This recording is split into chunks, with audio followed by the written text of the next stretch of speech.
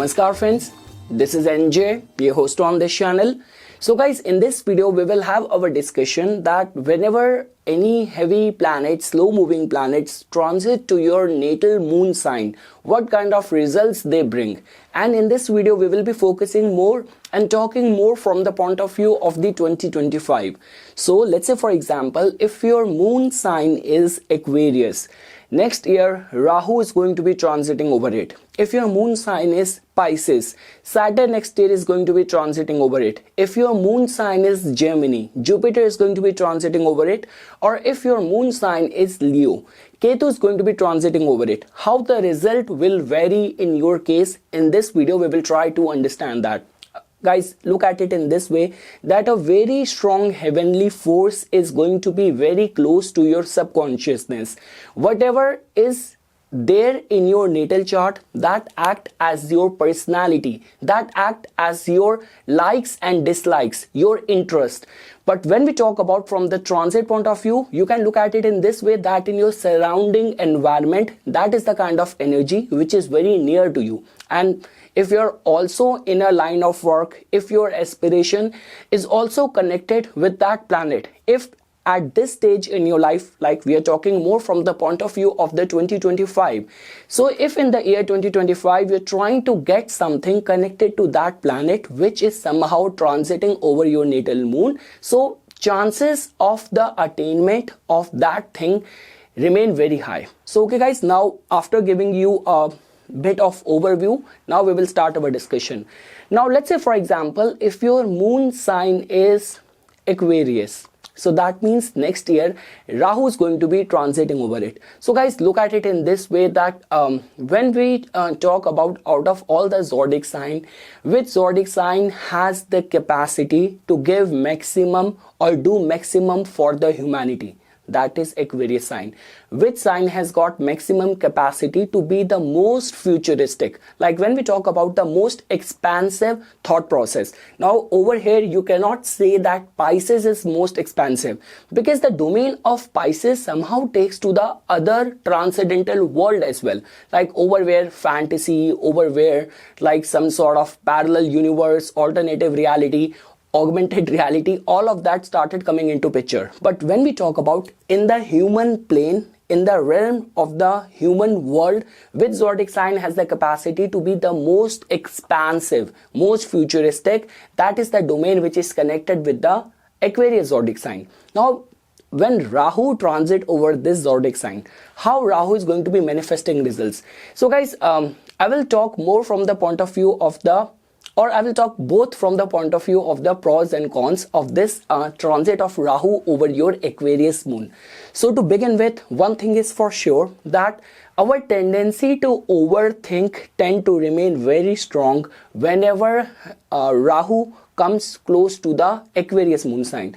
Like the way guys, understand this thing, like whether you follow Buddhism, whether you follow Islam, Hinduism or Sikhism, any religion, all of the religions have given utmost attention towards the repetition of the name, repetition of the thoughts, and all the time being aligned in the name of the God. So what even Jupiter to an extent cannot give you, what Saturn to an extent cannot give you, Rahu can give you, because Rahu have this capacity to somehow, it's like restrain you in a loop of a thought. And that is the only reason people who are strongly in the influence of the Rahu, they have this capacity to be very obsessive, to overthink. Now again, now it all comes down to in which fashion this overthinking you are tapering when Rahu is coming over this Aquarius moon sign of yours. So I mean to say, if you are a very religious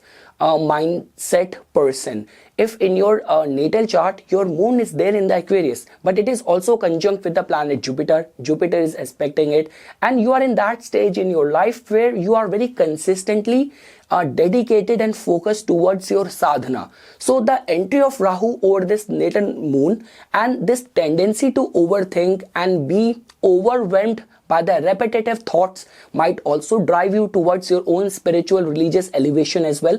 So all that possibility can be attached with with it. Second thing is that beyond any doubt, whenever Rahu comes close to the moon and your moon is Aquarius, and God forbid if your this natal moon is Sadbisha as well. Now I will talk separately about it, because Sadbisha although might be a vulnerable zone, but in your case, because Rahu owns it, so Rahu is going to be very strongly triggering energies for you next year if you are a Aquarius Sadbisha moon. But like the way guys I was telling about this thing, that whenever Rahu comes over the moon, transiting moon or the Aquarius moon, illusion tend to remain very high. Now again, it all comes down to individual to individual. Are you in the business where you are selling illusion to people? Like, are you a film star? Are you a filmmaker? Are you a director? Are you a photographer? Then this could be the golden time for you. But let's say, for example, if you haven't worked properly in your craft, in your field, and you are like being categorized as a daydreamer, so all of the fantasies also going to be very high. And again guys, I will be very honest with you, if you classify as a mental health kind of special category person, then this could be a worrisome time for you. But guys, and in lot many cases, it has also been seen that Rahu's transit or its influence over the natal moon somehow also increases our sexual desires as well. Like the way guys, I always say this thing, whatever is attached with Rahu, all of that is over there. Even when we talk about, whether you talk about money, whether you talk about sex, you talk about anything, as long as money is in your pocket, it's fine. Sex in your body, it's fine.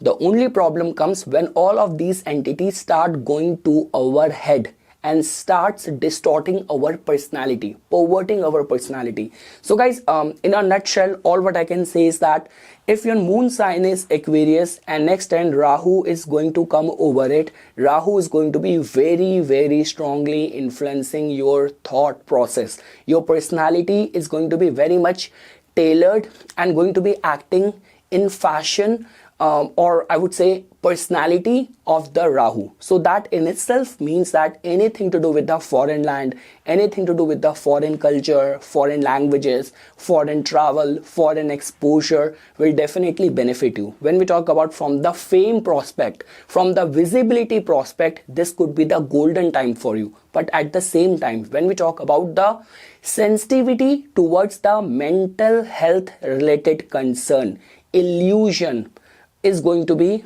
very strong at the same time. All what I can say is that it is the most potent Rahu transit for you. It all comes down to what exactly is your personality, what exactly is your aspiration. Like the way guys, we always say this thing that when we talk about Saturn and Rahu, the only difference is that Saturn wants to work towards our personality development. It goes deeper into our personality and figure out the flaws which we are hiding in, and it brings it out so that we might get embarrassed, we might be exposed, put on the spot, but now we have a chance to work on flaws. But the tendency of Rahu is that it hardly cares for anything. Rahu just wants to explode. Rahu just wants to amplify. Now whether it's for your good, whether it's for your bad, like the way, for example, in lot many cases it happens, like people who get rich in a very short span of time, they do not know handle the money. They start doing too much of the show off, and then they get targeted by the underworld, by the criminals, by the gangsters. So just like that, too much of the fame, too much of the wealth, too much of the visibility, are you equipped to handle it or not? What exactly is your personality? So all of that will be into the consideration. But one thing is for sure, Rahu's transit, which Rahu is a planet which in 2025 is going to be in the strongest of the dignity out of all other planets. Saturn in the Pisces, Jupiter in the Gemini, Ketu in the Leo. I would say out of all the planets, Rahu is the strongest planet next year. Like it's all written Rahu in the 2025. So you being a Aquarius, you are blessed in this regard that this energy is coming right over there. It's very close to you. Now how you capitalize on it will be dependent on your chart. Moving ahead guys, now when we talk about that your moon sign is Pisces. Now guys, let me give you a very small example. When I went to Toronto recently, so over there as well, there's a very good friend of mine, very, very emotional fellow, Cancer Lagna, and ascendant lord moon being in the ninth house in the Pisces, and ever since Saturn has transited to the Aquarius, he is having a hard time. And when actually he told me upon that you have to do a reading for me, I do not know why I'm feeling so stressed and feels like life is slipping out of my hand. His father, especially because ninth house moon and Saturn is going over it, father, his major area of concern right now is the health of the father, and because of the treatment, a lot of the saving and money of his is being spent in looking after his father only. So now what do you expect from me? I was like, please don't get me wrong, but whatever you have experienced so far, the peak of that is going to be coming now. So because we all know that the Pisces is going to be the Zodiac sign which is going to be hosting the whole planetary war, Rahu, Saturn, all the planets in the month of April in the Pisces sign, and then in your case it is going to be the peak of the Sadesati. And Sadesati is always hard on the Cancer Lagna people, because we know this thing, Cancer Lagna, Cancer Moon, because they're very emotional, they're very soft. The way they look at the world, they feel that we are very nurturing, we are very nice and kind, so the world has to be like that, and Saturn generally teaches them the lesson in a harsh way. So I would say this thing now, what do you expect from me to say? Like Saturn now is the peak. Whatever you would have been experiencing, that was the matter of the past. Now the peak is coming. And obviously he was like very shocked, very in a state of utter shock. And it's like, okay, I do not want to say things to make you feel good when what I'm looking at, what I'm foreseeing is completely in contradiction. So okay guys, now coming back to the point. So if your moon sign is Pisces, that simply means that if Saturn is going to be coming over it, that means you are in the peak of the Sadesati. Now all the qualities of the moon is going to be getting tested. You will be getting all these thoughts that, okay, I shall run away, shall I quit, all of that which I'm strongly rooted with.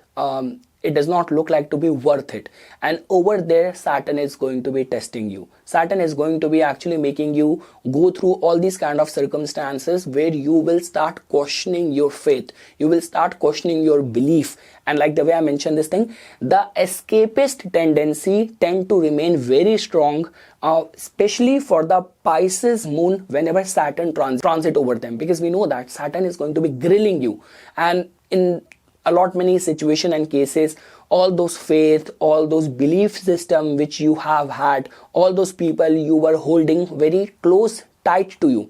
Because see, when we talk about Pisces somehow is like that state where we recoiled back, and the kind of people we are strongly rooted with, we have strong faith that they are those people who will save us from any hidden danger, any secret enemies and envious enemies of ours and all. And now Saturn is going to be exposing all those people. Saturn is going to be working and somehow operating in all these kind of entities, and the whole intent and objective is going to be to make you self-reliant, to make you independent. So yes guys, we know this thing that within the Pisces, there is the energy of the Purvabhadrapada Nakshatra, like Uttarabhadrapada Nakshatra, and the Revati Nakshatra. Now the only difference is that the minute we start moving towards, like especially when you talk about the Uttarabhadrapada Nakshatra, this is a nakshatra which is being ruled by the planet Saturn in itself. So the good thing guys about this year is that, see, planets are actually transiting in the Zodiac sign where they have their own nakshatra as well. Like Rahu in the Aquarius might be hard, but Sadbisha is there. The heart of the Zodiac sign is being recited by the nakshatra ruled by the Rahu. Same is the way when we talk about Saturn. So all that grilling which Saturn is going to be doing over you, and the minute it will start pacing towards its journey and getting into the depth or core of the Pisces zodiac sign, a lot many people will ascend and they will divert towards spirituality. So guys, one thing is for sure, the way whole transit is taking place next year, and this 212 combination of the Saturn and Rahu, one thing is for sure that the real refuge which you will get next year is going to be in spirituality. And guys, let me be very honest over here. I did not mention religion. I did not mention anything about the religion and all. As long as you are embracing religion to awaken your inner light, then Saturn is going to be working out favorably. But let's say, for example, you are just blinded by your faith, by your belief system, Saturn is going to be very hard on you. So this is one thing which you need to learn. So yes guys, all what I can say is that if your moon sign is Pisces, it hardly matters whether it is Revati, whether it is Purvabhadrapada, especially for the Uttarabhadrapada Nakshatra natives, it is going to be the time of very higher spiritual elevation. I can say this thing for sure. You will get to know that which all people are actually your true well-wisher, or who you can like confide by when there is going to be any imminent danger or threat. But the good part is that the transit of Saturn over the Pisces moon opens up the world of transcendental knowledge, wisdom, secret understanding of the matters of the life and death. And I would say this thing that in certain cases, those sort of epiphanies, serendipity, and accidental discovery of something which is very fortunate for you. So this is how Saturn's transit for the Pisces moon is going to be working out next year. Now guys, when we talk about from if you are a Gemini moon, so you are going to be hosting the planet Jupiter over there.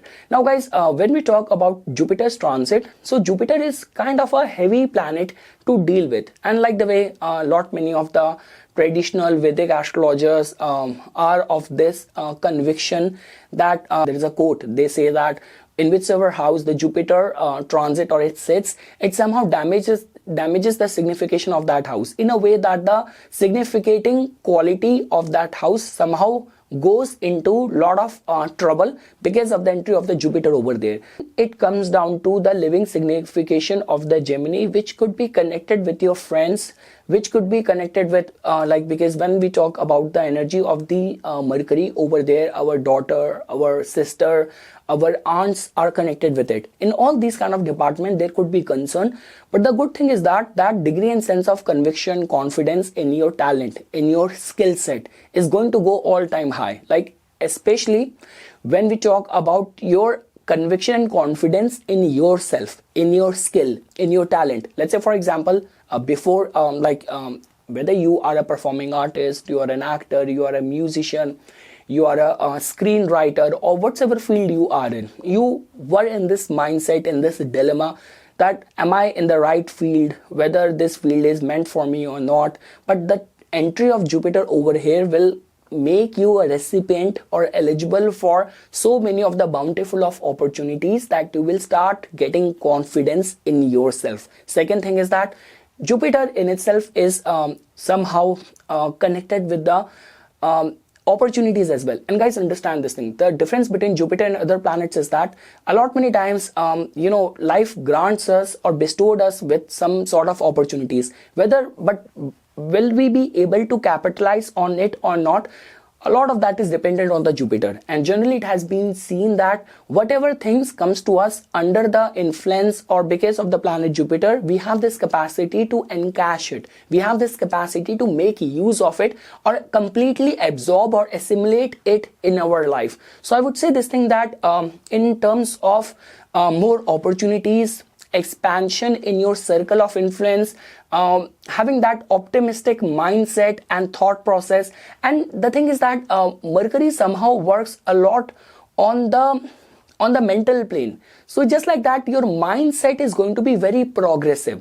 It might not be as futuristic as it could be the domain of the Rahu or as it could be the domain of the Aquarius, but even in the Gemini, you're going to be very hopeful, you're going to be very optimistic. And a lot many times it has been seen that the influence of the Jupiter also makes people even willing to share their fortune, their success with the less fortunate or with their family, with their friends as well. And that is the only reason which wins them many friends. Because the thing is, imagine if you come to me and I'm not doing anything to act as a good host or in terms of hospitality, will you be next time coming to me? But let's say for example, you come to me and I'm doing lot many things to please you. I'm acting out as a very hospitable host and all. Like the way I heard somewhere, like someone told me this thing that even in US, the southern part of US, I guess Texas and all, people, they are like very good host. Their hospitality is something So okay, I'll not go over there. I need to do my research, and I actually need to meet someone from the southern part of US to understand that in person, first account. But yes, I would say this thing that because of these hospitable qualities of the Gemini, it actually wins them many friends as well. And yes guys, for interest in multiple things, interest and curiosity to learn many things, this is going to be very good transit of Gemini people to be hosting the planet Jupiter. Look at it in this way: all the curiosity of the zodiac belt is somehow concentrated in the Gemini, and you are curious like a very naive student. So a student needs a good teacher to learn everything, right? So Jupiter's transit will give you or grant you good sort of knowledge. And the good thing is that whenever Jupiter transit from any moon sign, during that time we tend to be guided, mentored by the right set of authentic, credible people as well. And lastly guys, let's say for example, if in your case your moon sign is Leo and Ketu is going to be transiting over it. So yes guys, this is going to be a very spiritually oriented time. Like the way guys, when it comes down to Ketu, I'm always biased in this regard that Ketu somehow represents the forces of the nature which are beyond our control. Now just because when we talk about the Leo, this is one such sort of energy where somehow Ketu is very much beneficial for the Leo energy, because within the Leo as well there is the nakshatra of the Ketu, which is Magha, which reside over there. So I would say this thing that whether you are a Magha moon, whether you are a Purva Falguni moon or a Uttara Falguni moon, the entry of the Ketu in the Leo can be considered as a sign where the omens will support you. Omens and the forces of the nature will help you for the attainment of position, attainment of power, getting that depth in your line of work, and being very focused. Like the way guys, when we talk about focus, some people attach like Saturn with it, some people attach Mars with it, but I would say this thing that it's the Ketu only. Even in the numerology, it's the energy of the number 7 only, which can give you pinpointed focus of meditation and power of focus and all, power of analysis, power of gaining that specialization. So I would say this thing that the transit of Ketu in the Leo has got more to do with like all those people who are favored by the destiny, who are favored by the omens and luck and the stars and all. And along with that, discovering some sort of latent kind of hidden talents which you already have, and along with that specialization can be attached, and attainment of power because of some sort of genetic or some sort of kind of lineage, hereditary, something like that. So for example, it's very obvious. For example, if there is an audition going out and I'm going there like as an audition going out for a role of a IT person living in US.